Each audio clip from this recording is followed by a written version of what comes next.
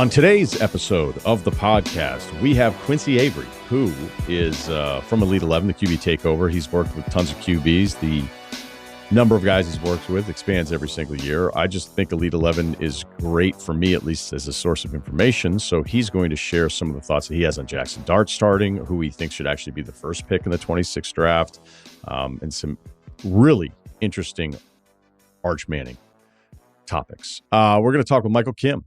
Fresh off a win on the European Tour. We've had him on before, one of our two golf buddies that we didn't lose from Cal.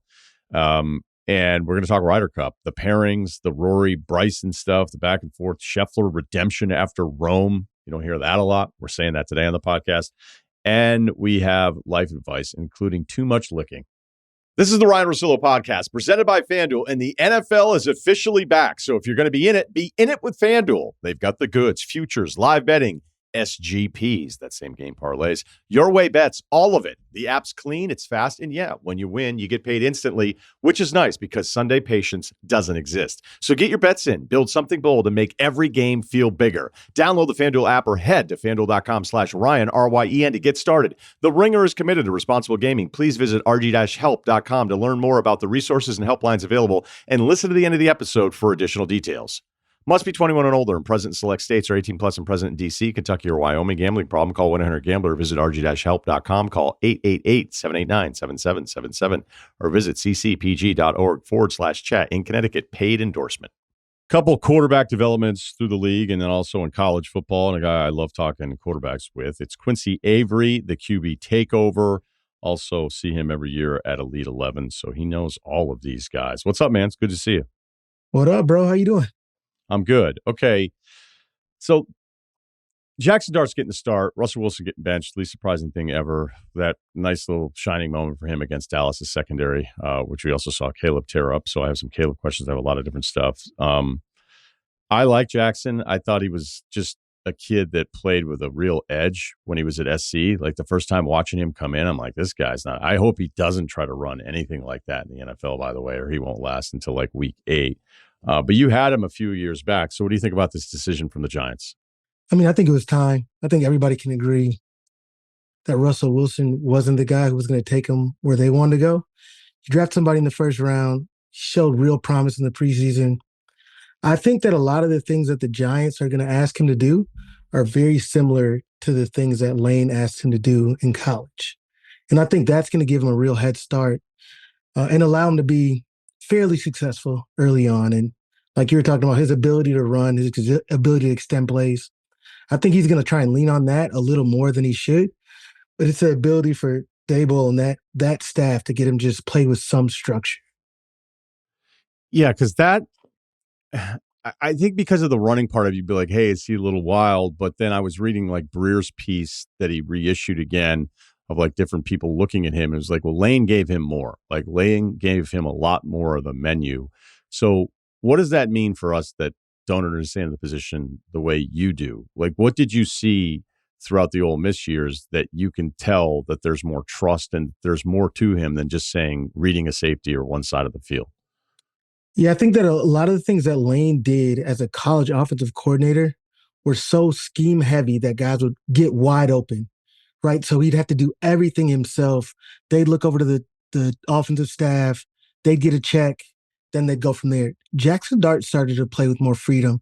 He was allowed to make some of these decisions at the line of scrimmage, make some of the protection calls. He just earned a lot more trust in a way that you don't see someone like Lane give a quarterback. And that let me know he's going to be more ready than a lot of the guys that you see come out of these offenses when he gets to the NFL.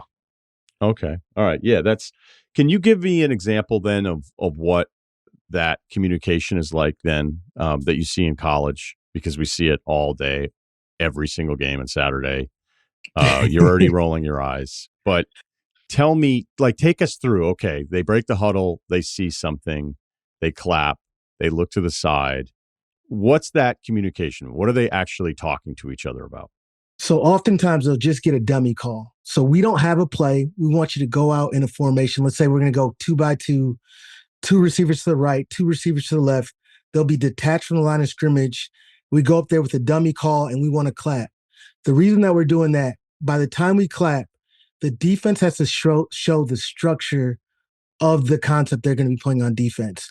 So as we clap, you'll see the rotation. They may start in like a too high situation. They roll a safety down. Hey, we know we're getting cover 3, or we know we're getting cover 6. We're getting weak rotation.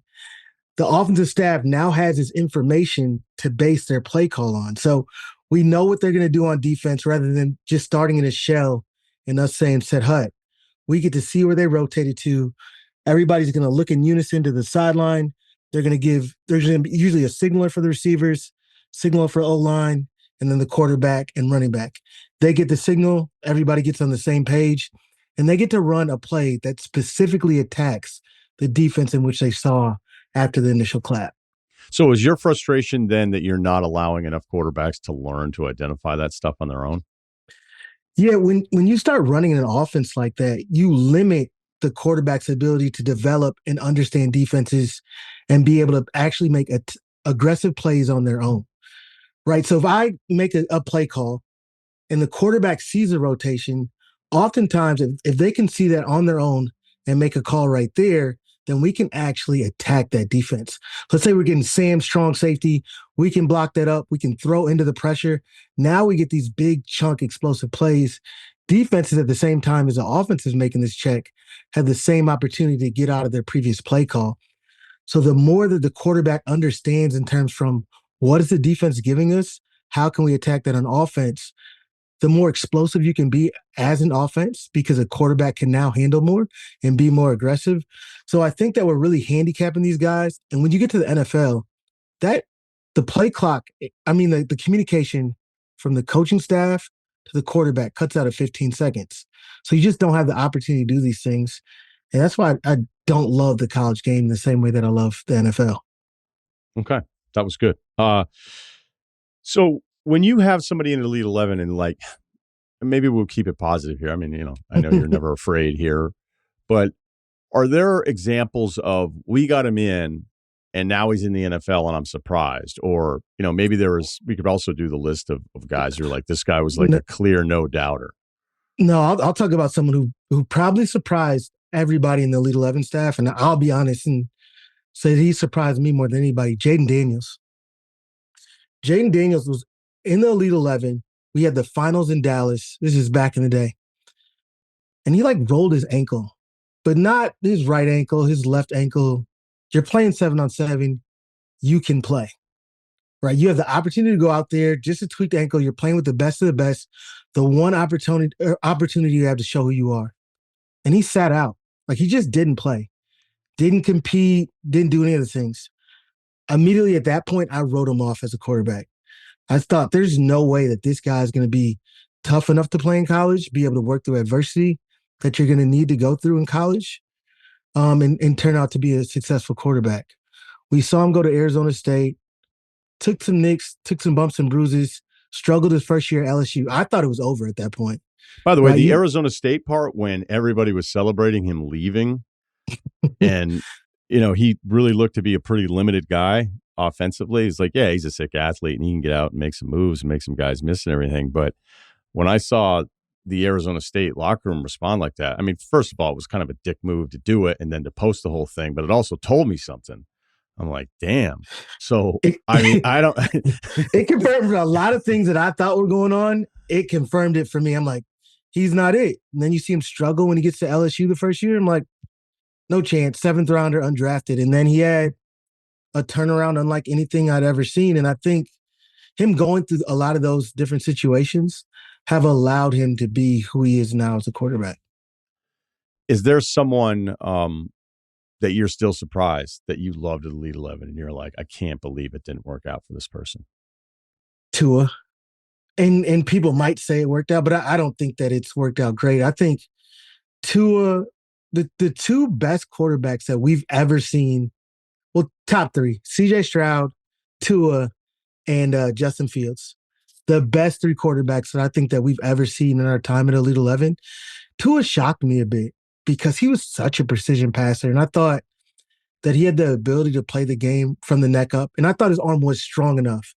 The more and more I watch him today, he's just so physically limited in terms of being a passer, pushing the ball down the field, that I just don't know how you can have a team that's going to win consistently with Tua as your quarterback. A lot of other guys may be limited with arm strength, but they add a dynamic ability with their legs, their ability to escape in the pocket. Tua just doesn't have any redeeming quality that I think is going to allow him to be really successful for a long time. I never watched him at Alabama and thought, well, the arm is too limited because, some of these big bombing throws, like it's cool and all, but it's like you're not really making that throw. It's accuracy. Can you rip it inside when you see some sort of like hole in the coverage? And that's what he was. I mean, we could sit there and say, okay, fine, but he was throwing to NFL guys everywhere.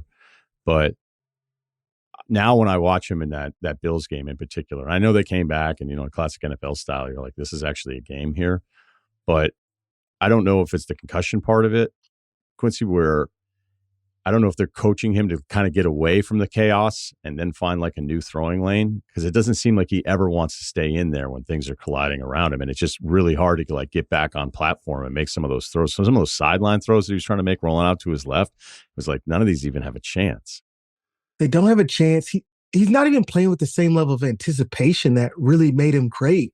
Right. That first year when McDaniels got there, it was like, okay, he can do some things. And he also would do some zone read and he'd be getting on the edge and create some stress. He just looks wounded, right? Like he's been through so much trauma. He's almost scared to get hit. He can't find space in the pocket in which allows him to be a consistent passer. And then anytime he moves or extends a play, the guys just outrun his arm.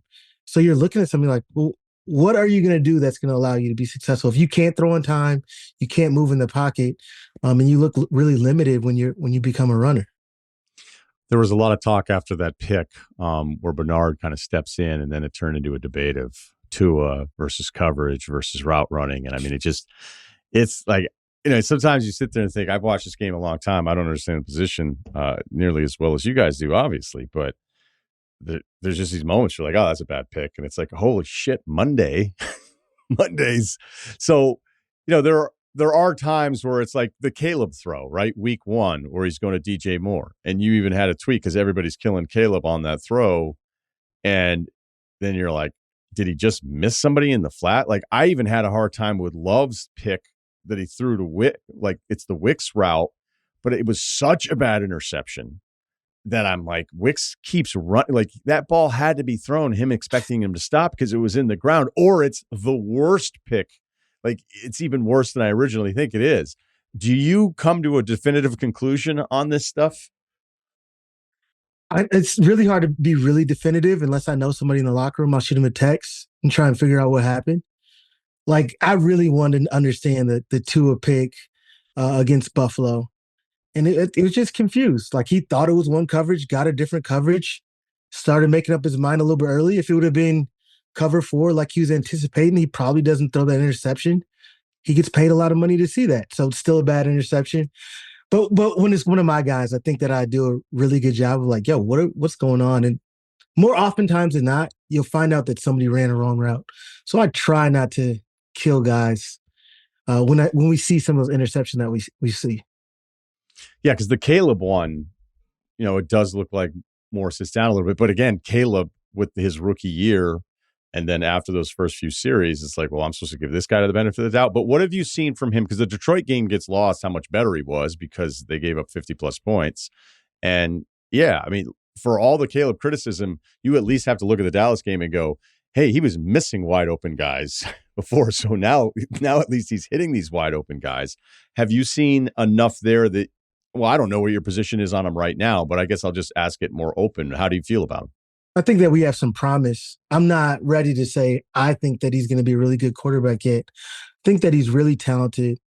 I think that the offensive staff that he has now is very good for him. He needed structure, right? There's some guys who get the opportunity, ability to just free flow with things, see it, feel it. Caleb got too loosey-goosey when he was playing in that way. And I think that what is going to allow Caleb to be a special or a top-tier quarterback is being able to play within a system. And then when those things break down, you get to see the wow arm throws that he had. He had a throw 2 weeks ago, sprinting as fast as he could to his right, staying flat, that he layered over 2 defenders, like a ball that climbs over their hands, hits a receiver. I'm like, I know people think that Mahomes may be the most arm talent guy. Caleb Williams throws the ball off platform better than anybody in the NFL, and it's not close, right? So he can do those things. But now, if he understands how to play within the structure of an offense, I think that he could be one of the best quarterbacks in the NFL. And he hasn't had the advantage of being coached by a really good offensive staff until this year. You see someone like Mahomes, and he's great because he was with Andy Reid. He gave him guardrails in which to play with. He wasn't ready to play when he first got to the league. But now that he has this understanding, he gets to do the simple things really well, and then he puts on his cape when he needs to. And I think Caleb has the talent to do the same things. Are you talking about the incompletion to Rome then on the sideline where it was he had to, you're right, he had to get it over the closer defender and then somebody closing over the top. And I think it still was going to be a tough catch, but you're talking about that throw, I think. I think that there's one where the receiver ends up on the hash where he's a little bit inside of him and he makes the same throw. And I thought it was ridiculous, but I'll send you a clip when I find it. All right, I'll send you the one I'm talking about because it might be two different things. Because I was like, well, I don't really want to get on because it's sometimes it ends up in the receiver's hands and we all expect everybody to make. He said like even the CD fourth down one. I'm like, okay, yeah, it hit his hands, but that's an insane catch if he's able to pull that off. So I don't want to just blame any receiver that just gets his hands on some of this stuff. Let's talk about the 26 class because it seems like you don't like it. Hate it. I absolutely hate it. I think that someone's going to get drafted in the first round and fans are going to be pissed. I really like Mateer, but he got hurt and he hasn't. I need to see more from him. So there's no first round quarterback to me. And I know that there's going to be a lot of people online who are going to be like, the Indiana quarterback, he's really good. I haven't seen it yet. Like I watch a lot of football and I have not seen it from him at this point. Yeah, Mateer's going to be out with a hand surgery for a month. And just an aside on like the type, no one ever wanted to put hand surgery in the headline. It was just surgery.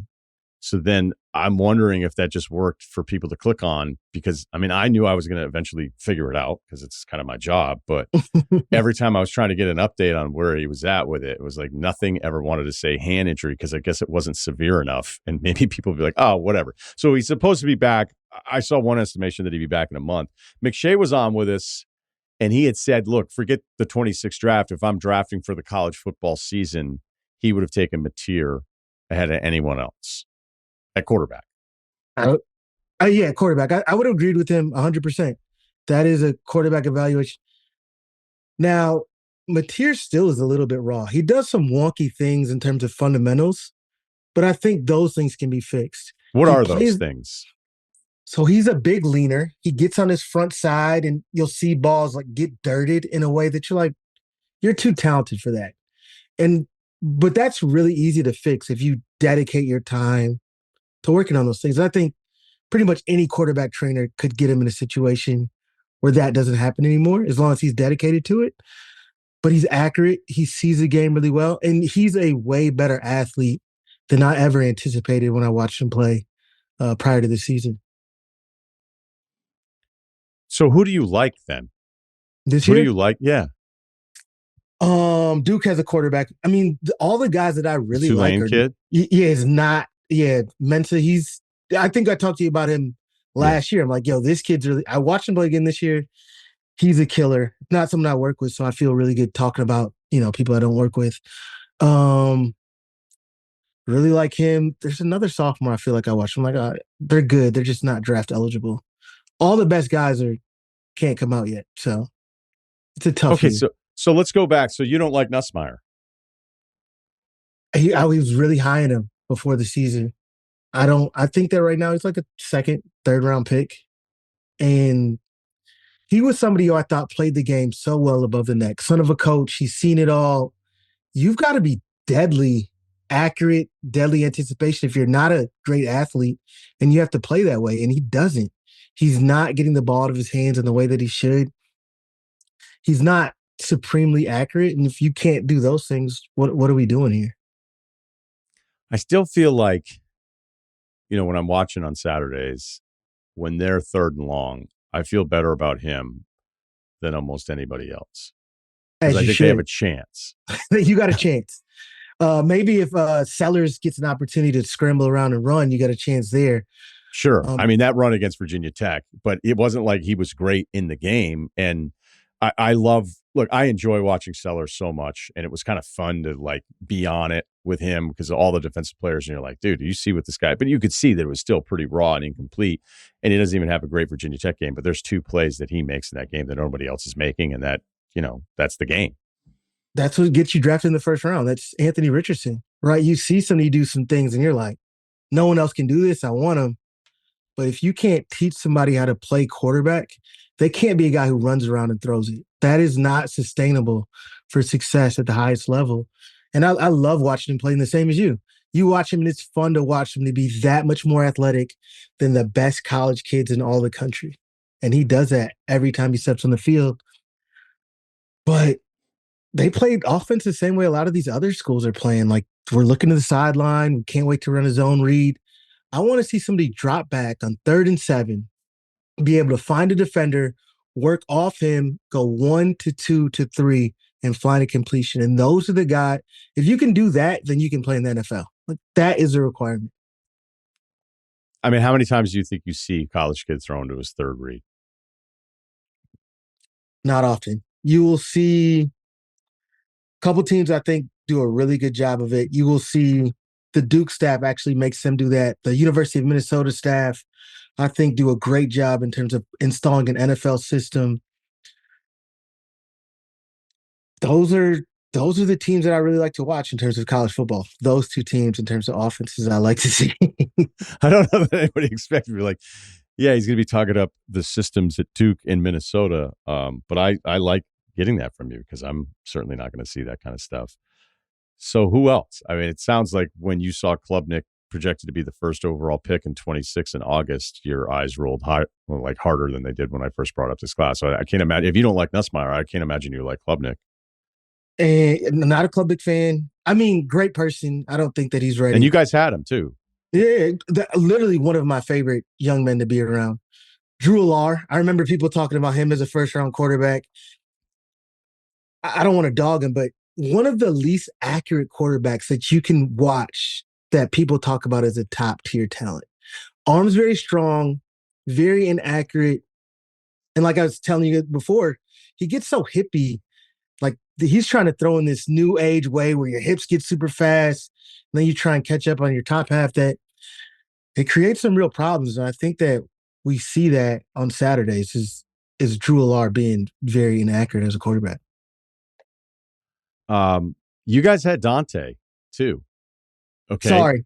Yes. Everything that I said, let me apologize, because he should have been the first quarterback that I talked about. I knew I had another guy on the tip of my tongue, but that's him. All right. So we're talking about Dante Moore from Oregon. And I remember like the UCLA part of it was weird. I was at his Elite 11 with you guys, and I keep track of, and I say this to the audience all the time. Your group, you guys have the highest hit rate of any people that I talk to in the football business of like, this guy has it, this guy doesn't. And when you guys don't like someone collectively, and I'm not just talking about Quincy here or whoever, because I've been lucky enough to get to talk to a bunch of you guys every year. And it's one of my favorite things I get to go to because I know the information is like, it's all seed planning. And I'm thinking years down the road, like, oh, that guy said this guy said this guy said. So when you're like kind of off of somebody and you may just be indifferent about someone, I'll think about that. And again, the hit rate is incredible. But Dante was in a weird, because I didn't feel like you guys were raving about him down there. And then the UCLA experience, it's like, all right. And so I've been watching Oregon despite the weak non-conference part of this because I just wanted to see what this looks like. And he looks like a stud. And sure, we can talk about the opponent here, but there's comfort. And whether it's Will Stein or what they're doing and these beasts all over the place, including both tight ends, I just think it looks really good for somebody that I had no idea about before the season started. And Will Stein does a really good job. It's not NFL style, so I don't put him in that same class, but he's a great coordinator. He does a really good job for those guys. He reminds me so much of Jordan Love. The smoothness and the efficiency in which he plays. Smooth is perfect. He's very smooth. Like you watch him, you're like, okay, and then he made some throws 2 weeks ago, pushing the ball down the field on the right side. He throws a go ball to put him up going into half. I'm like, that might be the best throw that I've seen. He threw a post when you got a Tampa 2 runner running down the middle and you got a seam and he throws that ball. He is, and I feel so bad for leaving him out earlier. He is the best quarterback in college football right now. If he leaves, he should be the first quarterback selected in the draft. And I apologize about saying Mateer before, but watching him the last 3 weeks, it is so impressive the things he's done. And I remember watching Dylan Gabriel in that same offense, who I think is a really good quarterback and will play in the NFL for a long time. Dante does things that Dylan couldn't do. Like what? The energy in which he throws the ball. He's not as good of a runner. He's done a great job slimming down, but he sees the game. He sees leverage really well. So you'll see like a deep crosser and you'll have this flat control player on your right. And he gets his eyes on this flat control player, automatically sees him collapse on the flat, layers the ball over the Mike who's trying to carry this crosser from left to right. And it's like in his hands. And there's not college guys who are doing that. Peak number one on the post, see the flat control, layer a ball to a deep cross. And he does those things consistently, sees the picture really well. And then he has the ability to just push the ball down the field in a way that I think is truly unique. Why do I kind of have this roller coaster experience with Raiola? Because I watched the whole Michigan game, and I think it was the late 21-yard completion where he is looking left to right, and he leads. I think it's his running back even.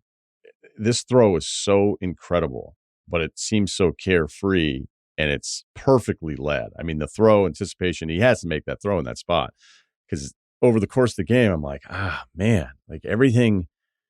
It's great that he's real like calm and casual about it, but then there are times where I'm like, is he just too chill? Like, is it just too calm with the whole thing? I don't give a shit about any of the Mahomes stuff, but I would say it's a roller coaster for me. And it's there because I have anticipation of what his resume is and how fired up Nebraska was to get him in there. And I know you guys had him. I saw him work out with you guys.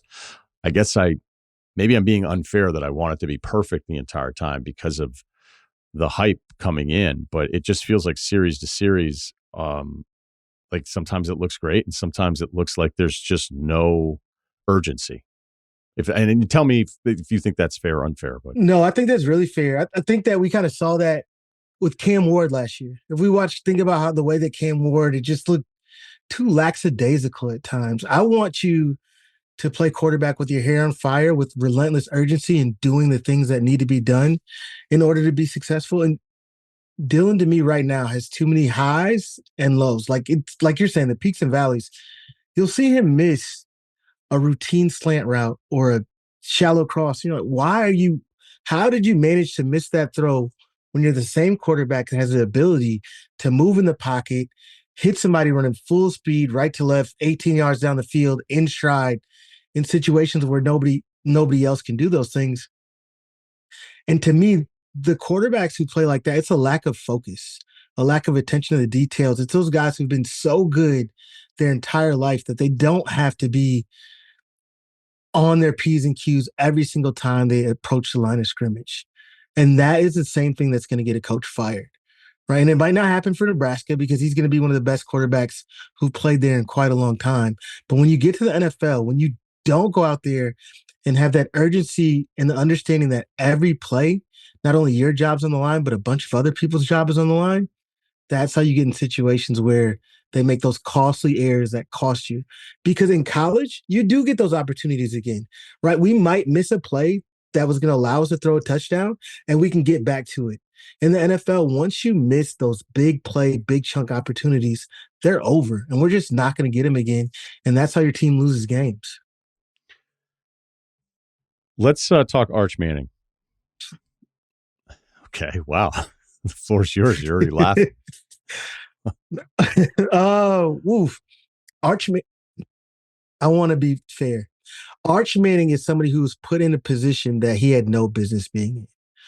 We talked about Arch Manning before this season like a first-round quarterback, despite no pelts being on the wall. He had done nothing to deserve any of the praise in which he was getting.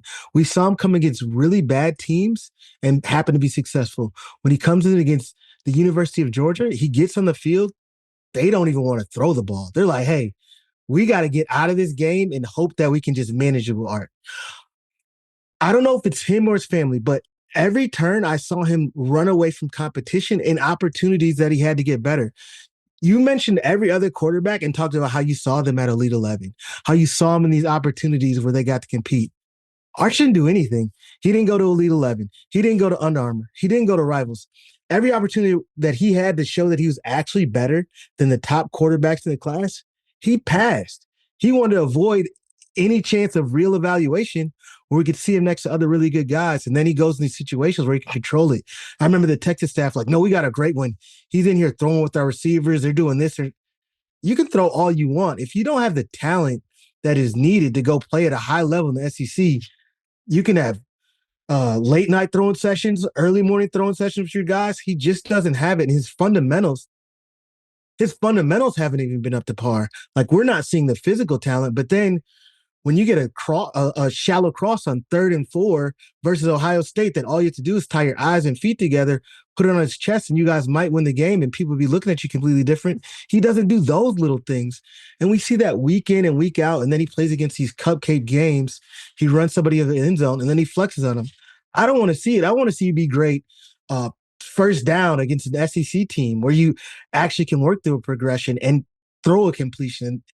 And when we talk about Arch Manning, I just get frustrated because he's getting so many things that he doesn't deserve in the way that people praise him or vaulted him up, despite not doing anything to deserve it. And looking back, he's playing against little chubby kids in Louisiana private single A football, and he looked like the man amongst boys, but now he's playing against real high level talent. We're seeing nothing that matches anything that we were promised.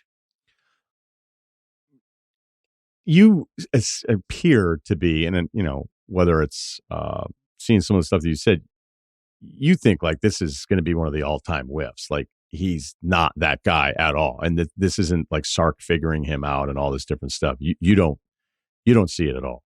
If he was anybody else, he'd have been benched by now, and they'd have put in KJ Lacey. But once you bench a Manning, right, then that just looks bad in your program, and then you got guys who got to go to Manning Passing Academy, and Arch is someone who stuck with the program despite not being the starter. So I think that Sark is really trying to do everything he can. And we know that Sark is a great play caller. He's managed to make a lot of really average guys look really great. Like, he made Quinn Ewers look like a rock star, and he's a 7th-round pick. I don't think that there's a redeemable quality for Arch to be a great quarterback unless he just starts to run the ball a whole bunch. Okay. Dante Moore, though. I love it. I love the hype for a guy that I was like, again, go back to August. You're like, how many of these teams am I supposed to take seriously? Anybody we leave off that you want to give a little love to? Is it Simpsons Redemption? What's Daniel that? Jones. Can we talk about Daniel Jones in the NFL? Yeah, absolutely. Okay. Yeah. I've got the opportunity to watch Daniel Jones, and seeing his growth from the New York Giants to where he is today with the Indianapolis Colts. Absolutely amazing. He was put in a system with the New York Giants that I think that was polar opposite of who he is as a person, the things that are his strengths. That's more of a field system. So Daboll came from that, Patriots, Tom Brady. I got to be up close and personal with that offense because Deshaun was in Houston running that same Bill O'Brien offense. So it's a lot of feel, and you have to be a unique quarterback to see things and just let it rip with anticipation. Your drops don't necessarily match the passing concepts. You feel things, you see it. And some guys have the ability to be uniquely successful in that offense. Daniel Jones did not. Like, he needs to be able to say, hey, when I hit my 5th step in my drop, my eyes go here. I reset once. I find the basic. 3rd reset, find this deep curl or get to the check down. That is how you play the game. And that is what Daniel Jones is doing and being so successful, because he's a rigid kind of guy and he's playing in a rigid system, and offense is like, these are the rules. Steichen was great when he coached Jalen Hurts in the Eagles, and you see him bringing those same concepts over here. And he's making Daniel Jones look like a 1st-round quarterback. And I'm so happy to see somebody who gets in a system that fits the things that they're doing. He was in Minnesota for a cup of coffee, right? He was like, okay, this West Coast thing, this is what I need to be doing. This style of offense. And he gets with Indianapolis and he's playing like he's supposed to. And that makes me really happy to see a quarterback make those sort of strides in terms of being a better quarterback, but knowing what works for them. And I think that a lot of quarterbacks need to do a better job of understanding, what do I do well in an offense that matches up with the coaching staff, especially when they're at free agency or even when they're talking to the staff. Like, this is what I need to do to be successful. And I think that he's found that. So I'm excited about his future. People probably give you shit about this because they do, because it's online. And look, I've known you a little while, and like I said, I can speak to the conversations that I've had, and this impossible position to evaluate with a great hit rate. It's a lot like when people bitch about officiating, and I'm like, did you expect that it's ever going to be perfect? Like, you're criticizing something that is always open to criticism, and the quarterback thing is the exact same way. It's just, yeah, you're right. People don't get it right very often with this, or not as often as you would expect. I shouldn't say very often, again, and we can go over all the history and all that kind of stuff. But you come from this from a really unique perspective, and you've expanded the portfolio of quarterbacks. And, there's just so many people walking around thinking that it can be done better, but you believe that. You believe deep down, if an NFL team just brought me in, and, it can seem self-serving. It's like, well, this is why Quincy's saying it, because he wants this kind of opportunity. I don't even know. I don't know if you'd want to work for a team as opposed to being able to do your own thing. But like, what would your pitch be to ownership, to a general manager, of like, let's try it this way. Let's try it this way. Because granted, they'd probably be like, dude, we're not bringing Elite 11 guys in here to like evaluate and work in the scouting room. But I'd say if they had a better history, they'd be deserving of being so close-minded to it. Yeah, I think my track record would speak for itself. I could send them draft reports that I've sent to NFL teams. So I've been consulted by a few different organizations to provide some outlook on the draft. But I would say, I think that I've done as good a job or better job than anybody in terms of evaluating it. And it's not just because I'm watching the tape. I've known most of the guys getting ready to go to the NFL since they were 16 years old. And that's the difference. Sorry to interrupt you, but like, that to me is like a real difference, because like, you get to know the kid and like, how's this guy going to respond to this versus this guy? So go ahead. Right. It's understanding how they're made up, the things that they care about. What do they value? Understanding those things, I think everybody can watch tape and get some level of understanding of how they play football. But it's all the other skills, the soft skills that you need to have in order to be successful. Like the year that CJ Stroud came out, everybody there knew that he was going to be a great quarterback. And it bore out. Like, that is who he is. Like, he wants to work. He wants to be the best of the best. By the way, you're not worried about the recent stuff? No, I'm not actually not at all. I think that the offense, it's hard to get sidetracked, but the offense that they're running right now is nothing like the offense that he was successful in as a rookie. They're not playing with the level of anticipation. It's like, hey, we're going to throw a bunch of screens, a bunch of checkdowns, and then hope we can get in a rhythm. That is not how CJ plays. So what I think is, they got a new offensive coordinator this year. They're probably going to get another one next year, someone who can do the things that he thinks are necessary in order to be successful. So I'm not super concerned about him in terms of his success, but those are the things that you find out about somebody. Are they willing to have those tough conversations? I know that CJ will go have that difficult conversation with the front office if it needs to happen in order for him to be successful. And that's why I think that I could add value in terms of helping somebody out in terms of finding who their next quarterback is for their organization.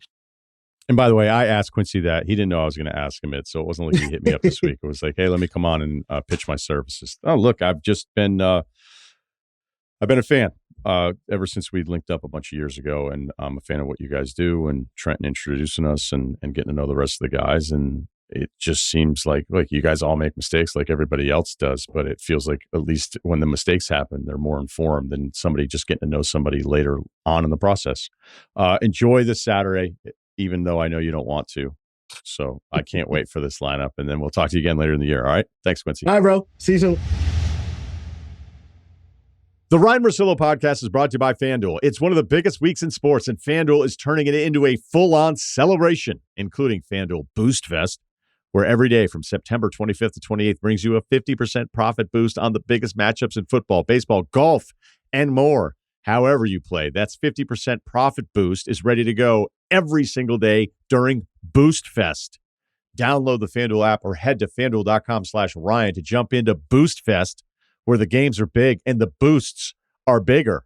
Must be 21 and older and present in select states, or 18 plus and present in D.C., Kentucky, or Wyoming. Opt-in required. Bonus issued as non-withdrawable profit boost tokens.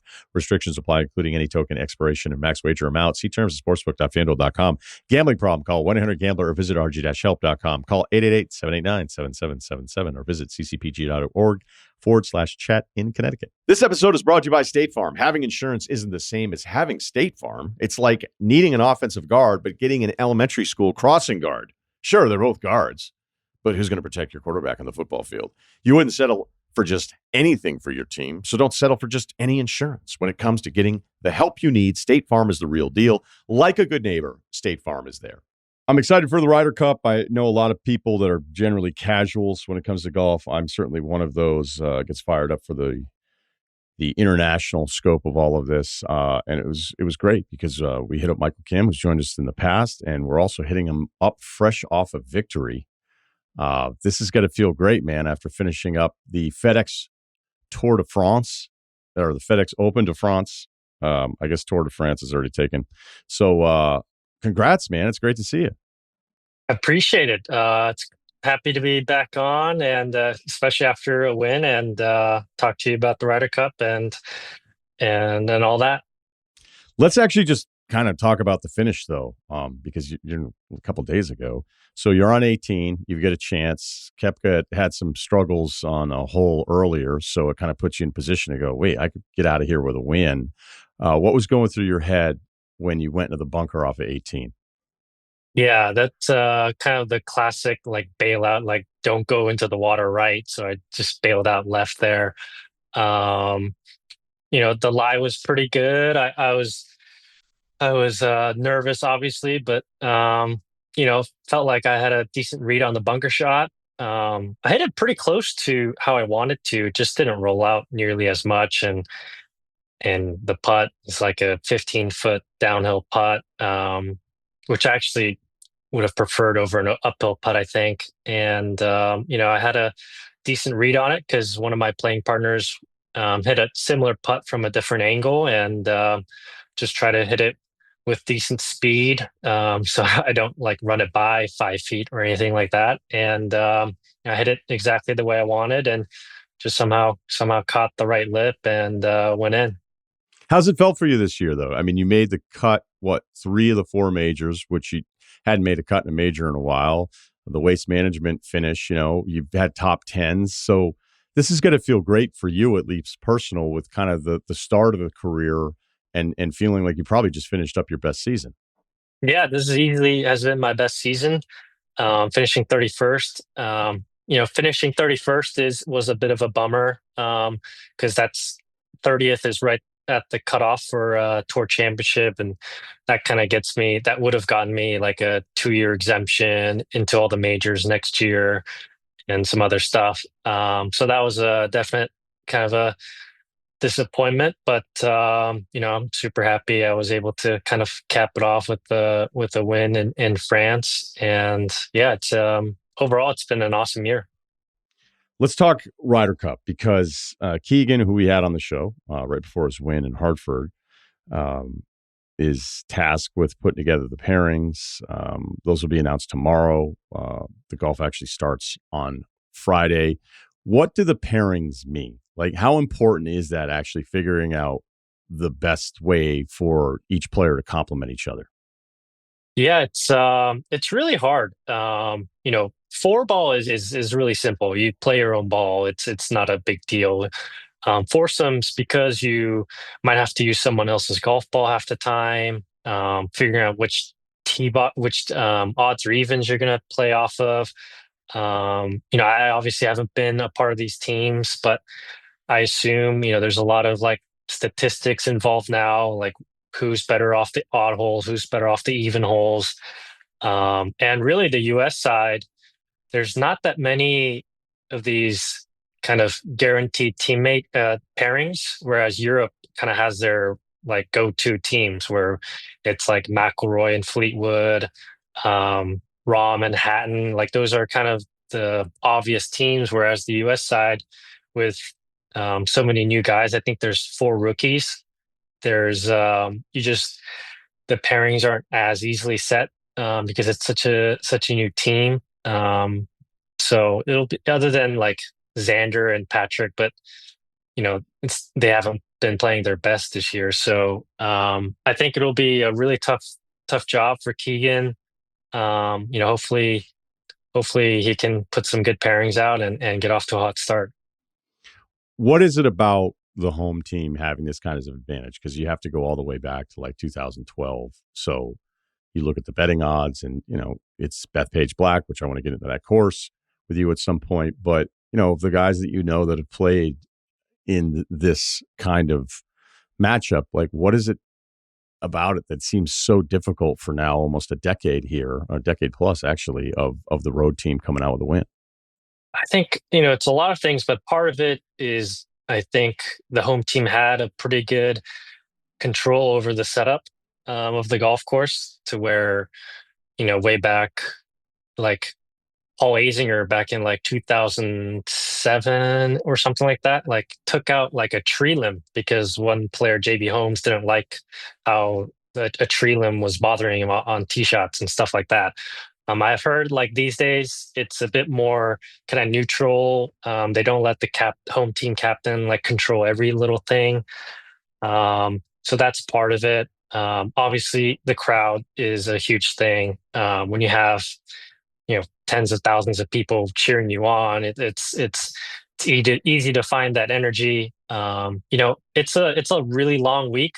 You start Monday, so much press, so much like extra stuff you have to do that by the time the pairings start, the teams start playing, you play 36 back-to-back days if you're playing every single day. And if you're an away team, it can be really hard to kind of find that energy sometimes. And, the home side obviously has a lot more energy to kind of play off of with the crowd.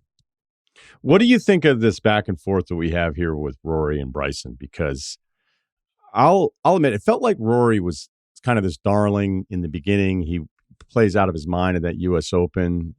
I was working with Van Pelt back then, and he had a relationship with him because, he's just really plugged in with the golf world with his own background. It just seems like a lot of the guys on tour have always liked Scott. And so, you look at his swing and you're like, this guy's going to be this all-timer. Then he has, whatever, like most golfers do, this downturn, and he seems to be back, but he also seems to be incredibly miserable. So it's funny that you have this Rory part where his popularity, at least on the stateside, it doesn't seem to be very high. And then Bryson, who was probably the most disliked single guy involved in golf, who's kind of found a way to rebrand himself, and now people like him. And so with Bryson kind of going at Rory, then it's going to be like this has Sergio level potential here in New York for Rory with the way the popularity duel off is happening here if these guys end up playing against each other. Yeah, I mean, Bryson has done a complete, 180 of his popularity metric or however you want to say it. Like he clearly wants to be liked in a big way, and his YouTube stuff is blown up to where a lot of the younger guys probably like him over Tiger, which a guy in my generation would never think that as a possibility. With Rory, they've somehow built up a decent amount of history, going back to the US Open last year where Bryson ended up winning. They even played the final round of the Masters this last year, and Rory was able to kind of come out on top. And, I think some of those comments started when Bryson was like, yeah, Rory kind of blew me off on the Sunday of the Masters. And Rory's kind of like, yeah, I'm like trying to win this golf tournament. Like, I don't have any time or any waste of energy trying to play nice with you, who's trying to beat me, and I'm trying to beat you. And it's just interesting because I see both of them. I see both of them like a bit. They're they both really like being liked and like being popular, and Bryson just, to be honest, does it in a little bit of a cheesy way at times. I think why you hear some of the quotes kind of going back and forth. It'll be interesting. The crowd is obviously going to be behind Bryson in a massive way against the European any European team. And we've been hearing about how crazy this crowd's going to be at Bethpage for a long time now. So it'll be interesting. But I don't see it going like Sergio levels, just because Rory's still like pretty well liked amongst everyone. Maybe it was a media thing. I don't know, because it just seemed like Rory had been pretty miserable despite playing well. But you're right; it does seem to go back to that last round at Augusta, because I understand Rory's point. I don't know if Bryson was trying to get in his head at all, and Rory's like, "Look, I'm not here to be mates," and Bryson's like, just wouldn't talk to me, but I'll chirp him if I get the chance again. So he's kind of going with the wrestler move of playing it up, which, when everyone hated Bryson, it did make it a little bit more interesting to have everybody collectively rooting against this guy that played the game in a way that just seemed engineered in a lab. And I know when I first started, talking to my friends that had just been golf fans from the beginning, I was like, well, who do you root against? They're like, I don't root against anybody. I root for great golf the whole time. And it was like, oh, all right. Like, I feel like I'm the dick. But at least during that stretch, and again, he has turned this around, it did make it interesting to have this kind of clear villain that everyone was rooting against. And I don't know, I think the sport, I don't think anybody on the PGA side would be like, hey, this is great for us, but it was good for them. And it really has nothing to do with this matchup, because everybody's going to be rooting for him. And you're right. People like him again. It's, for however you feel about Bryson, like he makes you feel something, and that's whether you love him or hate him. Like there's not a whole lot of in between compared to like guys like Scotty, where he's just like a machine out there, just no emotion on the golf course for the most part, just handles his business. And Bryson, with the way he's gone about it, with the YouTube, going to live, like people are people really feel something when he plays golf. And for 99% of PGA Tour golfers or golfers, that kind of emotion just doesn't come out with a lot of the other golfers. Do you talk to anybody when you play? I do. Well, it depends it's like any other work setting. Like if you like the guy, you'll probably talk to him during the round. But if you don't like him, you probably just try and kind of, like, there are times when we will usually play in threesomes. Like I don't like the two guys that I'm playing with, so I'll just be talking to my caddy most of the time. But if I'm playing like with a close friend like Max, yeah, we'll definitely chat it up a little bit. Because I imagine for some guys, it might help break the tension to have some kind of, you're going to be spending a few hours together here. So why not? But then I can see somebody who actually has a great personality, people do really like, but their approach to the game is just, I don't want any distractions. I just want to talk to my caddy. I just want to stay focused. And you probably don't even take it personally, because you just understand that's the way he's wired. Yeah, for sure. Like you said, like if I don't talk to someone, like I start thinking too much about my swing. I start thinking too much of like, what if, like, what's the next hole? And I find it way better that I talk random. It doesn't, not golf even, just like, hey, did you watch the football game? Or, what do you think about this matchup and that matchup? Did you hear what Bryson said about Rory? Like all that stuff that's like, kind of keeps me a bit more loose. Whereas, there are guys like Scotty, he doesn't talk too much on the golf course. He's pretty like, just goes about his business, talks to Ted a bit. But yeah, it's definitely different. And, it's, if I would play Scotty, like, or any guy that clearly doesn't like want to talk, then you just kind of let him do his thing. Yeah, that makes a lot. Well, if you're playing like shit, do you never want to talk to anybody, or are you just like, okay, what's going on? Like, do you have any 3-leg parlays this week? I think it depends on like what how many levels of down you are. Like if you're If you're at about to like withdraw, are you?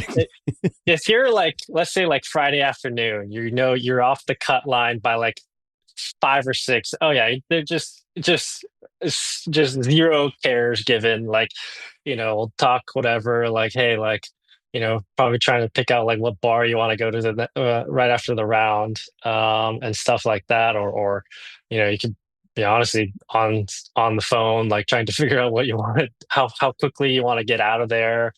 Um, but but if it's like a little, if you're just playing bad, but there's some hope, then there's usually more anger and frustration. And some guys handle that in different ways, where some break clubs, or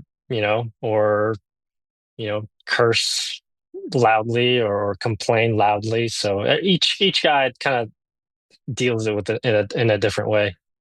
How hard is Bethpage Black?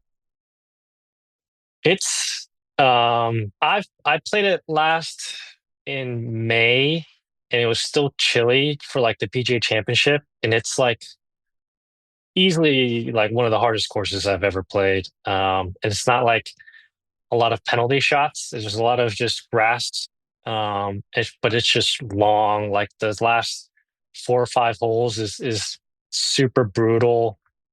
Just like it's just long. It's just driver like 5, 6 iron, 4 iron into these raised greens. It's hard to stop. 17's like a really long par 3.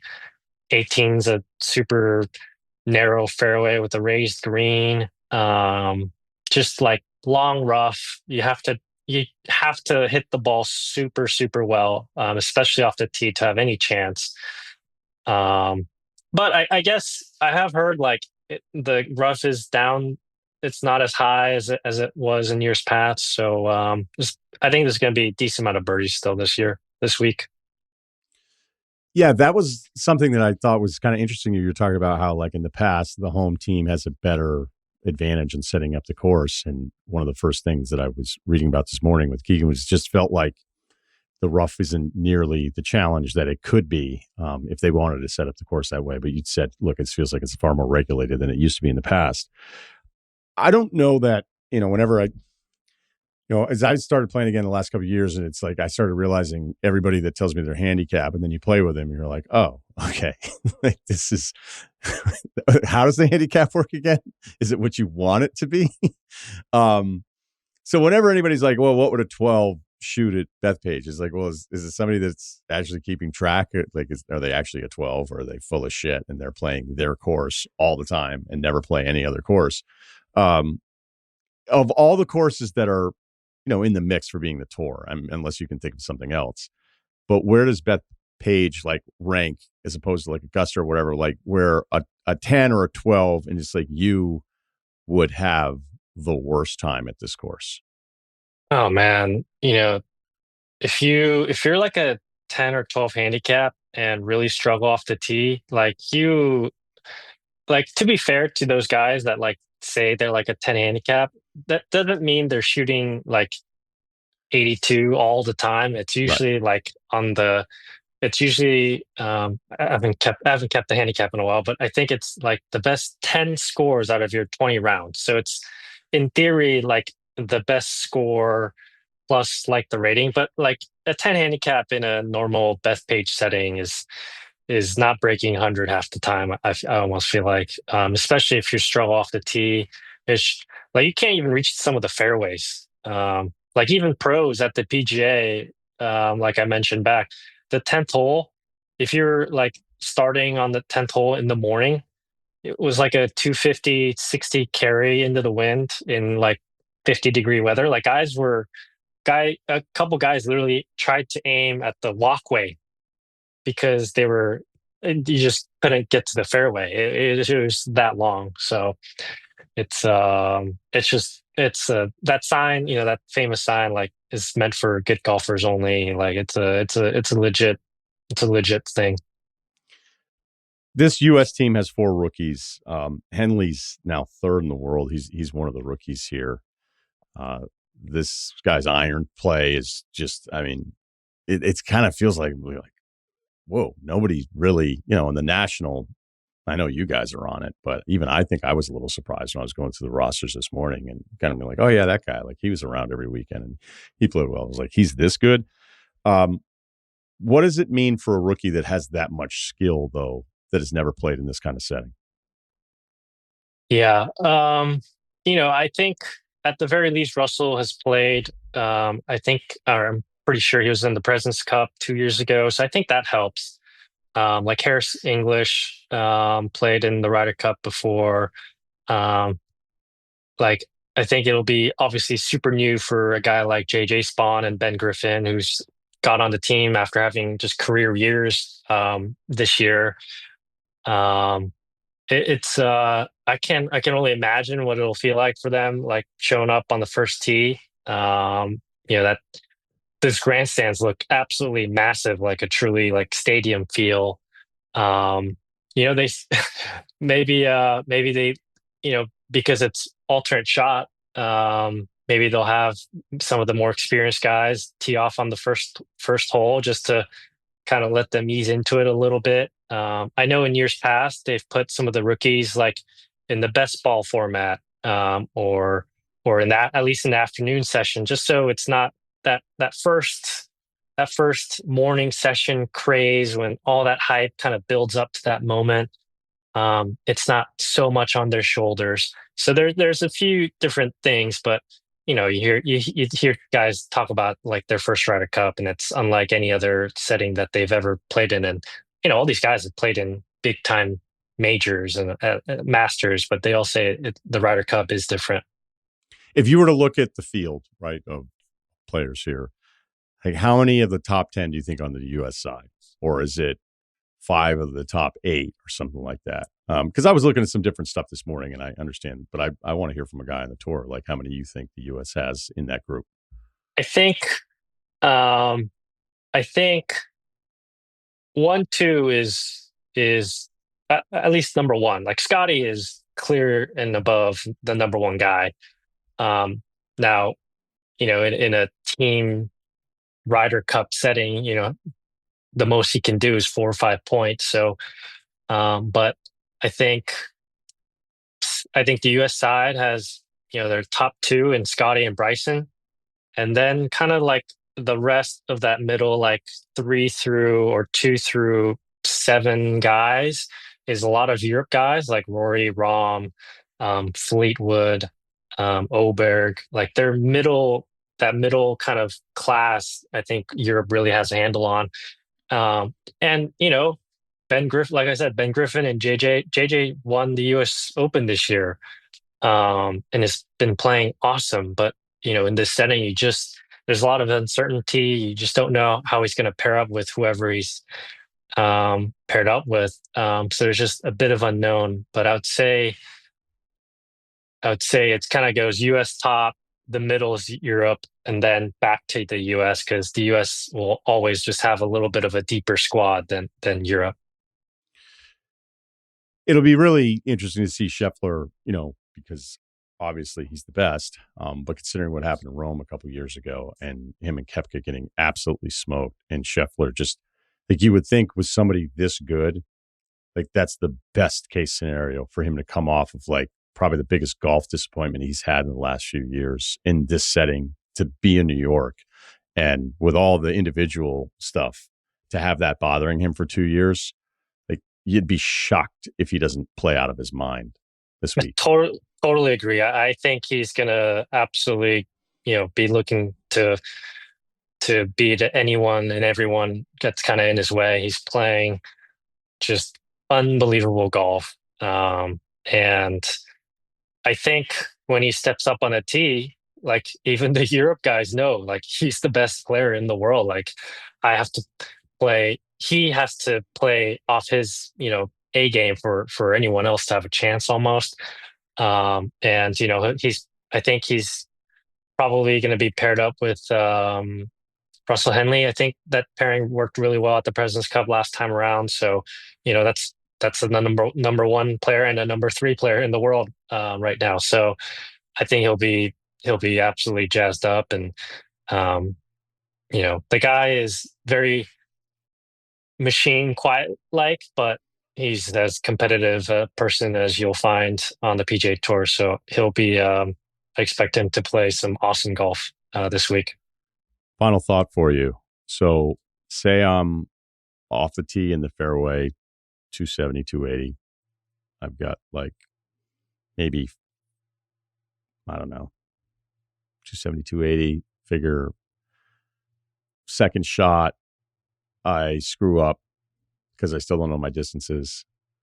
And I'm about 30, 40 yards in the front of the green. Tight lie, right? Still in the fairway. Just trying to, chip in a putt for par. It's not going to happen. But you're playing. That's what everybody you play with after you screw up one of the shots is like, hey, chip in a putt. And you're like, yeah, whatever. I'm like, I'm hoping for bogey right now. Tight lie. Is it potentially that I have the wrong club? Could it be that my bounce is not the right bounce for that shot? Because I think in my head, I have the distance part of it down, but it seems like I clip it wrong way more often than not. And I wouldn't say it's a hands thing because I actually feel pretty confident in my chipping because of the par 3 down the street. I just put a lot of hours in over there.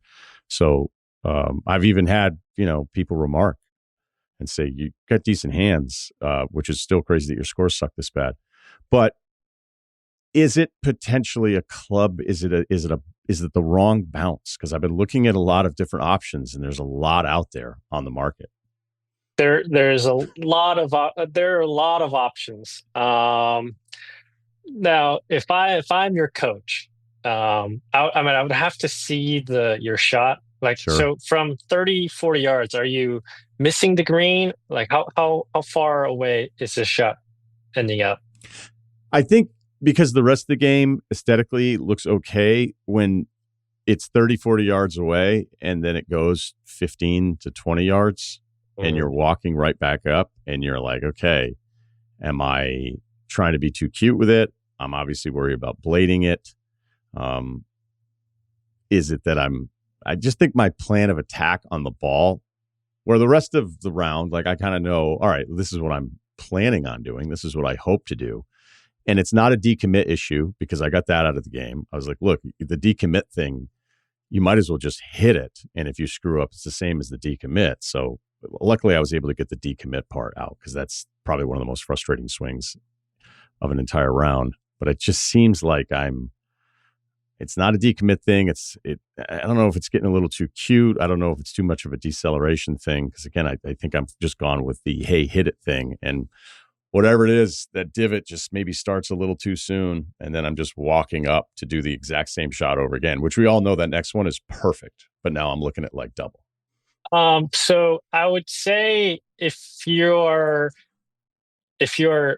missing the green or coming up like more than, if it's like a decent sized mistake, it's not like the bounce isn't going to help you too much. If it's like around the margins, yeah, the Sure. bounce could help you a lot.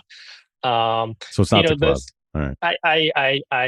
I don't think it's the club, but those 30, 40 yards amateurs have a lot of trouble with because it's a short motion, but because it's a short motion, you don't have the time to kind of like if you make one mistake with the drive, like let's say in the swing, you have a little bit of mistake coming in the transition. Like there is the rest of the downswing for you to kind of maneuver around. But with the 30-yard shot, like because it's a short motion, once you kind of make like a bad mistake in let's say the backswing, like there's just not enough time for your hands to kind of save you there, which is why some amateurs have a really hard shot, have a hard time with it. If you're like, I haven't seen your swing, so I don't know. But what? Let's do this. We've already spent too much time on this, and I was kind of like having some fun, and I don't want to lose the entire audience for the rest of the show here. I'll take a video of it next time it's set up, all right? And then I'll send it to Perfect. you, and then we'll regroup and keep everybody else out of this because I can't imagine this was anyone's favorite part of the show. Thanks for playing along. And by the way, congrats to you on what had to feel great, a career year for you, and enjoy the competition this weekend, man. Appreciate it. I'll be rooting the U.S. team on. All right. Sounds good. That's Michael Kim. You want details? Fine. I drive a Ferrari 355 Cabriolet. What's up? I have a ridiculous house in the South Fork. I have every toy you can possibly imagine. And best of all, kids, I am liquid. So, now you know what's possible. Let me tell you what's required. Today's life advice is brought to you by Amazon Business. And when it comes to bringing your visions to life, trying Amazon Business is an easy service to recommend. With smart business buying, Amazon Business lets you get everything you need to grow in one familiar place, from office supplies to IT essentials and maintenance tools. Now, let's get to it. Life advice, lifeadvicerr@gmail.com. We've got a couple here. We've got Sarudi, we've got Kyle, and a couple follow-ups. A lot of people fired up about the wedding topic and how to pare down the old invite list. So I always like the first point here, I think is pretty interesting. So we'll run through. He's got some bullet points for us. Wife and I just did this for our wedding. Share this advice with others. It's simple, works well. We didn't invite any of our coworkers. This is good for many reasons. CS5. It's a uniform cut, and you eliminate any hard feelings or concern about who is going, not going. 2, your relationships with people at work may change over time. By the time the wedding is there, you might be closer with someone else not going than someone who is. 3, your family is forever, but you might leave your job and not have these people in your life in a few years. 4, if no one from your work is going, but you're well-liked, you can probably finesse a good gift from either the company or people. 5, you can be yourself and enjoy the party without anything overlapping in your professional life. It sounds to me like just never eat bread. Like, you'll be healthy as you. It's like, okay, all right, never. All right. Not one piece of sourdough. No more BLTs. I mean, I get it, but like, I don't know. It depends on how big your company is and how long you've been there. And, I think it's, just, like everything we said with wedding planning, it's case by case, but that just seems like a way too easy thing. I agree. I don't know. Yeah, sure. Are there people that I invited to my wedding from work that I'm not as close with anymore? Yes. Name some. Adnan. No, I mean, like, that's just how life works though, man. But here's the thing too, is I got a lot of cousins that I don't really talk a lot to either, that live all across the country. And not because I don't like anybody. It's just that's how life works. So I don't know. Like, yes, I'm with Kyle. Like, it sounds like a very easy solution, but I don't regret having those coworkers there who, again, maybe I don't talk to every day, but I still like them as people, and I was happy they're at my wedding. So, I don't know. We had to make some tough choices at the end too. I've told the story. There was, shout out to Liam, my former boss at ESPN. He didn't get the invite. Nuno, old Will Kane show days, didn't get the invite. I just didn't know them well enough at the time, and I felt bad about it. But there have to be cuts somewhere. But there are other ESPN people, like Adnan was there. Again, I invited you. I feel like it's kind of like a snapshot in time too. Like, not everybody. I feel like at everybody's wedding, or like, I don't know, people that you invite to your graduation party or something. Like, I don't know. I don't talk to a lot of those people anymore either. Just that's how life works, man. Like, it's a snapshot of a period of your life. Yeah, it's like inviting someone from work. It's not like, having a birthday party in 2nd grade. It's like, we got to get 25 kids in here because, word's going to get around. Like, we're all adults. We get it. All those kids get the invite too. I'm in that phase right now. Like, just the whole class. Right. And it's actually kind of funny. Chuck E. Cheese party of 35, please. You get a glimpse of what daycare is like, and they're just like acting out together. But anyway. It might be better for society if we stop inviting everybody in some of those classes, like 1st grade birthdays, 2nd grade birthdays. Ken's like, what happened? 1st grade? Oh, man. Yeah, you're just like, make the cut, man. You suck at recess. Yeah. Explained Foursquare to you 10 times, you couldn't get it. Yeah, right. You're a tattletale, dude. Yeah, I don't know. We don't like. Maybe you should work on. You got a couple things to work on. Have you ever watched yourself eat, dude? That might, little iron sharpening iron. Yeah. Maybe we start that a little bit earlier. Just this blanket invite to everybody in your grade. Like, I don't like you. It's just a fucking date we're sharing. Yeah. A year, a DOB. I've always found it fascinating, the people that didn't invite anyone from work. Like, I admired them. I thought, like, it's almost like, I think about Ryan Gosling a lot, as I imagine many people do. But yeah, when he's in The Big Short in the beginning and he's talking to the camera and the Adam McKay, way of telling a story, and he's hanging out and they're finding out that this guy came, to town and just started shorting everything. And he's like, I never hung out with these guys. I had fashion friends. And I think about the person who maybe has some level of status who invites no one from work. You're like, is this guy have an entirely different world of like coolness that he's just like, I can't. Certainly a power play. Yeah. Yeah. I don't want to share this with any of you. Yeah, I don't know. Because then I also think then the other side, like I remember there was a couple people that invited Skipper to their wedding who was running ESPN. Yeah. And you're just thinking, what is that move? What is that? So, I mean, if you have a relationship with them, I guess, but it's kind of like working it to like a really hard level, you know? Yeah, but if you get to a level of like fame or notoriety, though, like, isn't it like a status symbol to invite someone of that, you know, that type of person, right? You know, like I feel like all these like, you know, if you're like super famous, you just invite a lot of other famous people to your wedding. That's like how it works, right? Well, I don't know because I'm not getting married anytime soon. So but you know people there. I don't know. It would be pretty incredible. Like anyone that I can think of that I've had any like crossing of paths with, to just invite them all. I mean, like a Bezos wedding. You think he was friends with all those people? He just invited a bunch of famous people, right? He's not actually friends with any of them. I don't know. I could ask Carissa. Like, how tight was that group really? I mean, Carissa was there for the bachelor party, so that seemed like a pretty tight-knit group. I mean, I'm not sharing anything. It made the tabloids, like cheering her on. Like, yeah. That's my girl.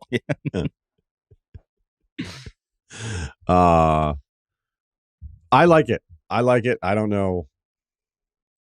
There's always somebody at work. It is kind of great, though. It's like somebody at work's like, you know, kind of disappointed you didn't invite me or whatever. And it's like, yeah, I didn't invite anybody. Well, yeah, that's the power move, but that's assuming you don't have like a guy at work that you're like, you know what, you should really be there for this. So I know. Okay. All right. Couple questions here. 5'10", 170, don't lift, player comp, Ricky Rubio. That's right. Some great Kenneth Garay, Ricky Rubio audio from the archives. I coach my daughter's under 12 club soccer team. Hey, Sarudi, might be able to help us here. They're still quite young, but we're trying our best to lay a foundation of fundamentals and consistency, prioritizing the right way over winning. This past Saturday, within the first few minutes, it was clear our opponent was on a significantly lower playing level. I used the opportunity to reinforce things we've worked on in practice, emphasizing proper spacing and intentional passing in a game situation. Ultimately, we won 6-0. I put in the nil there. Yeah. Oh, wow. Yep. Don't worry. Keeping it real. Yeah. Yep. Just want to make sure everybody's staying with us. Our keeper didn't even touch the ball all game. So, all right. In the post-game handshake line, their coach shook my hand and said something to the effect of, quote, "Your parents were rude," unquote, end quote, I guess. It caught me off guard. I wasn't sure I heard her correctly. So I asked her to repeat herself, and she said, quote, "Your parents were loud and rude." I asked if they were loud or rude, and she said both. She then went into lecture mode about being up by so much, and it's inappropriate to cheer and be loud when the game is out of hand. I calmly told her that I will never discourage my parents from celebrating their daughters. She took offense to that and claimed it was unsportsmanlike. I replied that I respectfully disagreed with her opinion. Then I turned around and walked away. Like we all do, I replayed the convo over and over in my head, at times wishing I'd been more of a jerk and thought of something snarky to say. I kind of like the word "they loud or rude." I think that was kind of quick. But this is a competitive soccer league. We keep score. We have standings. It's not like there were Tiger Woods fist pumps or air horns from my sideline. We're talking about simple clapping and cheering. I realize it's probably their coach being frustrated after a blowout on top of what I can only assume has been a long season of blowouts for them. My question, should I have been more of a jerk to their coach? Do people actually turn to their sidelines and ask their parents to not clap and cheer if the game is out of hand? What's your ruling? Sounds like a real charge it to the game moment. If you ask me, should have just said that. Let her figure out what that means. If there's anything I've ever noticed about parenting is that when a kid does something and a parent is there and it's a good thing, the parent's excited for the kid. You know, there's a correlation there. Yeah, for sure. Yeah. Like this isn't even, I wouldn't even put this under the label of selfishness, but if you wanted to like go root cause here, the selfishness, and again, this sounds like a negative, but maybe the pride, especially when you're talking that age, like anything they're doing, that parents, I don't know the dynamic. I don't know the charts for this group, for this region, but they're not going to go, hey, it's 5-zip. Our daughter scored. Let's rein it in. That's not going to happen. So 6-0, like when you were telling the story, I thought it was going to be like 24-0. I thought this was exactly going to be disgusting. It's not even that bad. No one is taking her side that's listening to this email. Yeah, it's big loser talk. Yeah, this is a high ground situation. Take the high ground. Be the better man or woman or female. All work. Yeah, they all work. It sounds like a heat of the moment that you got your ass kicked. She wasn't feeling great about it, but yeah, like I mean, it'd be one thing if like one girl scored 6 goals on her own, and the sixth one, like she's I don't know, ripping the shirt off Brandy Chastain style and like throw it in the air. Like then it's like that's a little excessive. But finger guns to everybody. Yeah, there could be some fifth quarter kids scoring here, and like those parents are going to be louder than anybody. Yeah, it's like true. we could get Bryn to get a goal here, and that'd be the highlight of her season. So that's just another thing that coach isn't thinking about. I always think about that though, dude. When they put in like the Rudy type, right, and he scores a touchdown or whatever, and everyone loses their mind. It's like that's almost worse, isn't that almost worse? Like you put the worst kid in and they scored on you, and like that's almost more disrespectful than scoring like 3 extra touchdowns with the A squad. It is worse, but I mean the heartstrings part of it is that kid could have left high school without ever scoring a touchdown, being a tight end or something. You know what I mean? That would suck. Imagine being the team that he scored against. Like, yeah, sure. Yeah, you got to keep that one to yourself. Unfortunately, it's not one you put in the. We're watching tape Monday anyway, so come on. Yeah.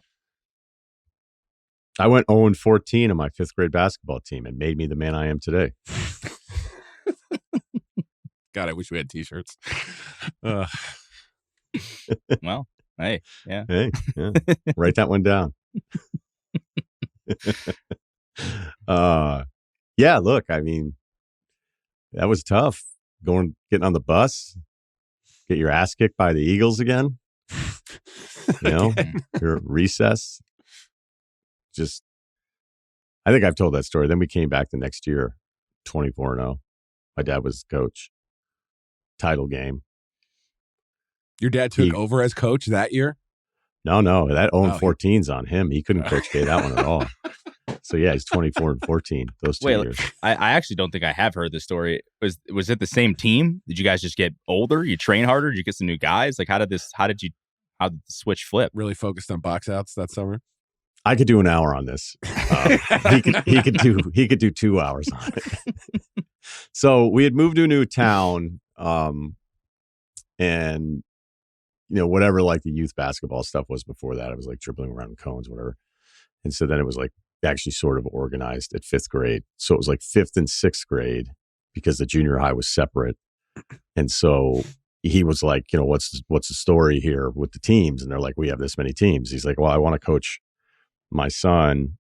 And they were like, well, we don't have another team for, and he was like, well, what if, is there any way to do expansion? He was big on expansion even back then. Wow. And so they said, yeah, no problem. So we had all 5th graders in a 5th and 6th. And granted, a couple of the 6th graders were like 13, should have been in 7th grade. And so it was like me and another kid, shout out to George O'Connell. He was really good. And then it was like me and him. And then, we just weren't very good. We were pretty underdeveloped. Like there were certain matchups there where it was just going to be a problem. So we just got murdered for the whole season. And as we were getting killed all season long, and new guy in town, the other coaches, it was kind of like a towny type of town too at that time. And they were giving them the what for little ribbing. We were getting shit on all the time, during basketball season when we were in school. And so the whole year, yeah, well, Pizza Hut would have been sweet if we had one. Right. So the whole year, as like these other coaches, because my dad, he's tall, he'd played. So there was like a little extra from, you could just always sense it was like, oh, basketball genius wanted expansion team, the whole thing. And he's like, they stink. But it was like, we had no chance. We really didn't have much of a chance. So the whole year they were like, you get the number 1 pick. I mean, this is crazy, but I remember it's like, you get the number 1 pick next year. You get the number 1 pick. You guys tanked. So going into 6th grade, like we have everybody back. Yeah, we kind of tanked. Sam Hinkie, he wasn't the first one. Holy shit. So that whole year as that's happening, it's like number 1 pick. So we fast forward to the next year, and there's kind of like this open gym run for the coaches to figure out like who's going to be. It's kind of like a combine, right? Because it was a couple new kids moved to town, whatever. Who's not assigned to a roster? I mean, this is unbelievable. Now you think about it, it's keeper league, and so It's like real life fantasy. They're getting ready to do the draft, and like me and a couple of my buddies are just shooting around in the gym, and they're getting ready to do the draft. And I can hear my father being like, "Are you out of your fucking minds?" Like to these other coaches. And so they came up to him and they were like, "Your team's going to be loaded. So we think you should actually get the last pick. Like your kid's going to be good. George is really good. You have everybody back. Other guys are in junior high now." Great so retention. the more we've thought about it, and there was like this bruiser from Texas. Shout out Jay McGuire. And my dad, I remember I was like, "No, I want this other kid." I was telling my dad, and he was like, "You're wrong." He's like, "We're playing a 1-3 zone, and I'm going to put this kid at the bottom of it. And he's going to just beat up on people, everybody." And I was like, "I don't know." I was like, "I think I would take the other kid." And he's like, "You're wrong." And so I was like, "All right, whatever." So my father already had this kid. Like he was like, "I'm taking this kid. He's just a brute of a kid." And so these coaches got together and they're like, "Hey, we decided something. You're getting the last pick." And my father didn't drink, so he wasn't like socially with these guys or anything like that. So they had just come up with this idea, not telling him, and then present it that night. Like, "You're actually getting the last pick." So that's when I heard him be like, "Are you out of your fucking minds?" No. And they were like, "Uh-oh." He's like, "I'm taking the first pick." And he just like looked at him and they gave in. And he was like, "Jay McGuire." And then we went 24-0. Wow. So they were probably right. Yeah. They were probably right. Yeah, that but plan they formed at Marty's Bar was a good one. But I have told that story because then when we played in the championship game, we beat the Eagles, I think 3 times that year. And we were down like 8-2 and they were wiling the Eagles. And my dad called a timeout and he just sat us down. He was like, "Are you guys fucking kidding me?" Like really, really, like he never swore at us ever. And he did in that moment. He's like, "You beat these guys all year long. Are you seriously going to fucking do this?" Or something to that effect. And we turned it around. We responded to that kind of hard coaching. So I love that you remember this that well. Yeah. And then we had a pizza party. We made shirts. Shirts. Print the shirts, dude. It said 24-0 in the shirts too. So the extra games of the playoffs, and he counted like the 4 exhibition games too. Because he was like, "Fuck it." Probably because he had that 0-14 on his record. Yeah. Just you got to balance it out. Yeah. Good times. All right.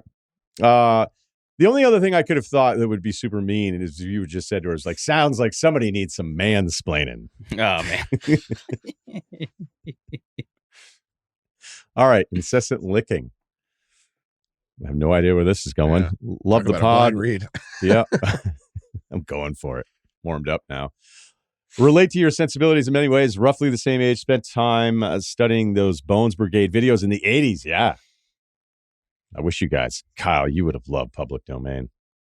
I might buy you a copy on VHS. Band? Oh, movie? Yeah.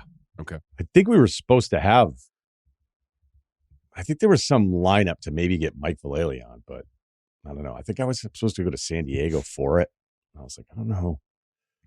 Like, hey, man, remember when you used to do those videos? I was a little worried about the prep on that video. That was awesome.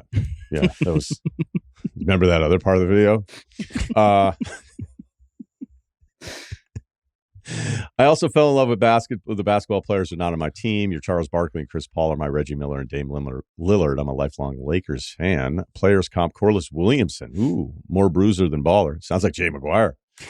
Parked in the paint most of the time, but every now and then I would get lost and end up at the 3-point line and let it go. I'd call myself streaky, though most of the streaks were cold. Now to the actual dilemma. Our daughter and her partner recently came home for a visit. Quick backstory. Both just left the Navy after 7 years each. Thank you for your service. And they lived with us what was supposed to be a short reset that turned into 18 months. Some resets are longer than others. Yeah. That rent is just, I mean, it's got to be amazing being like, full on adult forever. And then all of a sudden that your biggest expenses just could kind of be gone. That's awesome. I do always think about that. Like the number of people that are in the reset phase that are like, this sucks versus the number of people who are like, this cheat is code awesome. For life. Yeah. Cheat code for life. Just don't say anything. Let them make the first move. Never give a specific timeline. I will use vagueness as my armor. All right. All right. So with them came their 80-pound golden retriever who sheds enough fur. I was waiting for the dog to show up in the story. Yeah. I'll just say the Roomba was overmatched. Sweet dog. Total golden energy. How would you guys, as more dog guys than me, how would you explain golden energy? Running into doors? Lovable, lovable lunk, a little bit goofy, but, not the smartest dogs, right? Right intentions, you know what I mean? You figure, would still be 10 toes down for you, but every once in a while you're like, God, guess it just comes with the territory. Yeah. What the hell was that? But not the most practical decision at the time, especially considering their housing uncertainty. Yeah, that's also like another thing. It's like, hey, do we know where we're living? Nope. Do you want to get a huge dog? Yep. Sign me up. Man. I love the thought process of so many people. Fast forward to their most recent visit. So they've been out of the house for a year at this point. All right. Oh. All right. It worked. You should take some pride in that. You helped them with the reset. I am on one end of the sectional watching football, and our daughter's partner is on the other end scrolling on her phone. We have one of those Lovesac modular sectionals that's pretty big, but it wasn't big enough. That. You like that? That's a good sectional. Love that. I'd like to get one day. All right. Who knows? So the dog walks over to our daughter-in-law, for lack of a better term, all right, starts licking her lower leg heavy, all caps. Not just a quick lick, but extended deep calf to knee coverage that went on and on. I kept waiting for river eroding a valley, right? Dad, why is the Grand Canyon? Well, when the ice... I kept waiting for her to shut it down, but no, it just kept going. At a certain point, I wanted to yell, enough with the licking. But I did not want to risk offending her. Yeah. She had already expressed being a burden to us from their 1.5-year sabbatical at our house. So look, her head's in the right place. Awareness, I ended up leaving. What's that? Go ahead. Awareness. That's good. Yeah. Yeah. Right. Yeah. Right. Like a little too aware, if you ask me. Can't say anything in your own house, but okay. Yeah, but at least she thanked them and expressed, "Hey, this is a bit disruptive, and we were here for you." There's plenty of people doing these. I mean, the guy who's like about to say, like, enough. What's that about? Like, I don't. No, I'm saying awareness. Why would their feelings be hurt? It's good that she's aware that she is kind of being a burden to you. I see That's the awareness. I thought you were saying the dad biting his tongue. No, She's in the Navy. You could give it, take a chance here and there with something that seems innocuous. Anyway. Yeah. No, it's a good call. Sailor, they're not the most housebroken people. Sailors. I don't know. Maybe that's just the nautical part of me talking. Just a quick lick, but extended deep cap. All right, so we got that part. You guys want to repeat that over again? I ended up leaving the room before I blurted it out. So what's the right move here? Do I let it ride and accept that some people are fine being treated like a popsicle by a golden retriever? Or do I step in as a homeowner and dad who still has to sit on that couch? I realize that I'm of a certain age where my patience and tolerance is not where it used to be, but I felt like the lick fest would have bothered just about anybody. Appreciate the advice. He wants us to use his real name, but we won't just in case. I will say quickly, I have 2 dogs, as I've said this before. They, the paw licking, it happens. I'll come sit next to you on the couch and they lick their paws. And it's my dog and I'm there by myself and it annoys me. So this is 100% a valid reason to get pissed off. Wow. Uptight. A little uptight with the dogs and it's your dog. Cerruti. No, it's just like you tap them on the head, be like, "Hey, dude, like chill out. Like this is disgusting. It's a terrible sound. It's disgusting." Especially like you wake up in the middle of the night and you hear the dog licking, and you're like, "Oh God!" Like so, like it is 100% just. It's disgusting. It's a horrible sound. It's we could all agree on that. Kyle, you would never tell your dog to stop licking his paws. I bet. Well, I guess is he someone who has to sit on the couch? Could he be a no dogs on the couch guy or no huge dogs on the couch guy? I mean, that's not like a crazy thing. It's not. I don't think the dog would come over and lick anyway, though. He could just stand on the floor and lick her legs, and we haven't solved anything. I mean, I haven't lived with a dog in a while, but if that's something that grossed me out a little bit, or Rudy certainly has a problem with it, I can tell. Like, I tapped the dog. Like I said, we're just trying to break bad habits here. I don't think I'm not calling your dog disgusting to your face or anything. We're just gonna break that habit. Give him a toy here. Yeah, and You know, I think you could totally say that. You don't have to say how, you don't have to say it's like lowering the value of your couch or whatever. Like that's like a classic, make the 1 point, not the second one. But I think you should be able to figure out a way to get this across. Again, two sailors, I think everyone will leave okay. Yeah. There are people who like to be licked by dogs, and there are people that don't like to be licked by dogs. And that doesn't have anything to do with whether you're a dog person or not. Like, I don't like to personally my wife and I are not dog licking people. We don't like them to do that. We'll have friends come over and it's just like right in the face. My dog just licks their entire face and they're pumped about it. That's not me. So it's kind of a personal preference thing. I'm not into it. I know that's not a shock to anybody. I remember during peak chino days where you didn't just have one pair of khaki chinos. You had 5 to 7 pairs of khaki chinos. It didn't matter if they looked the exact same way. If the pleats were the same, you could just rock them every single day and you were good. But, dog licking crotchal area, peak chino days, just brutal. Recipe for disaster. Right. And then the owner would be like, "Oh, what'd you piss yourself?" You'd be like, "No, your dog licked my scrotum." As soon as I walked in the door, clip that nonstop is what happened. I did not piss myself. Your dog did that. That's from your dog's mouth. What's up today? What's the plan? I'm going to get my backup chinos out. Yeah. Thank God I have 5 pairs. 7 of them. Yeah. Gap's never out of stock. These. I think if you yelled about it, no problem. It's a lot of patience. Is this a one-time licking? Yelling is aggressive. I wouldn't yell. I would just say, like, that's gross. Could you stop? Yeah, kind of like a shameful observation instead of an accusation. Yeah. Like, that's disgusting. Ugh. Yeah. That sound is rough. Yeah, you just say something like that, Or it smells. Like, or get him a toy. Or, he, is he bored? Or are you showering after this? There's a number of different ways you can go. Yeah, she lived there for 18 months. It's not like you just met. Yeah, dude. Choose your own adventure. You'll figure this out. But if it's not going to happen a lot, I think time number 2 would be fine. Get up, be like, "Hey, I'm going to go to the bathroom and then not wash my hands. I'll be back in 5 minutes." Like, what? What does that mean? I think that's a good spot to end today's life advice. Today's life advice was brought to you by Amazon Business. It's time to free up your teams and focus on your future. Learn more about the technology, insights, and support available at AmazonBusiness.com. That'll do it for the show today. Thanks to Jonathan Frias, Cerruti, Kyle, Ryen Russillo podcast on our Spotify app where you can watch us, or on YouTube. Please subscribe. The Ryen Russillo podcast, Ringer, Spotify. They were going to name me Michael Jordan. My dad was like, "I don't think he can live up to it," so they named me Michael Jared.